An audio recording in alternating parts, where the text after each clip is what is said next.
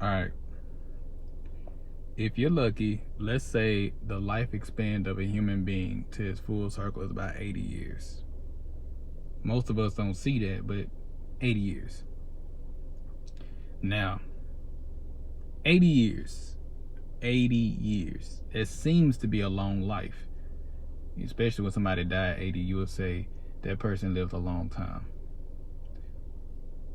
Okay, let's just say you're 25 years old and then I was able to tell you what year you was gonna die, and I told you the year was your 80th birthday.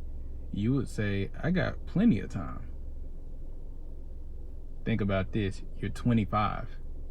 So you've already been on the earth 25 years. So subtract 25 from 80, because that's how many years you got left. That's 55 years. We forgot to count something. In those 55 years, every night you got to put in about 8 hours of sleep. So 8 hours of sleep every single day for 55 years will equal, you can put this in your calculator, it will equal up to about, I would want to say, what, 18 years? So you might as well subtract 18 from 55, because that's how much time in that time span you're going to use to sleep. So that should leave you about 55, 45, 41, 43, 42, 55 minus 18. I'm trying to do it off the top of my head. About 37 years. 37 years. Yeah, 37 years.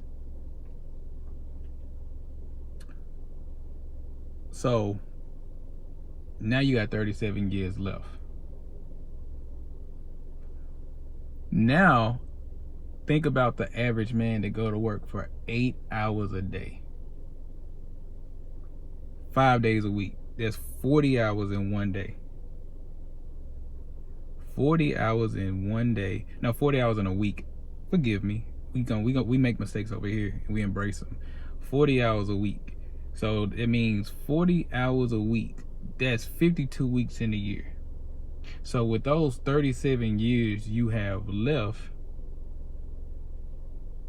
you're gonna go to work for 52 days out of the, you're gonna go to work for 52 weeks for 40 hours.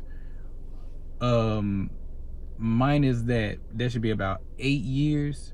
So take 8 years from 37, you're left with 29 years. This is if you're 25. I'm not talking about if you're 30 or 28. I'm talking about if you're 25 right now. So right now you're looking at 29 more years to be productive. I've already took away your time you went to work. I've already took the time you have to sleep. I'm not gonna take no more of your time away, because your time is getting shorter and shorter. Now I'm gonna give you a perspective. Count the times you have to cook, you have to clean, you have to go to weddings, you have to go to funerals, you gotta spend time with your kids, your parents, your grandkids, your spouse. You gotta cut the yard, you gotta go to school if you're still in college, you gotta work on your craft. I have not even taken all that time out yet. And there's other stuff you gotta be doing. I haven't even taken time off yet. You gotta spend time working on your taxes. You got so much time doing stuff. So with that being said, I'm taking all that out of 29, and I'm not even gonna try to add that up. So what makes you think you got time to, you have time to hold grudges, gossip, and not embrace greatness and walk in positivity? Hold on to anger, hold on to negativity, hang on to people you should have let go of, not forgiving. How long is 80 years really? And I can even take it away from a kid that's not being born in the world.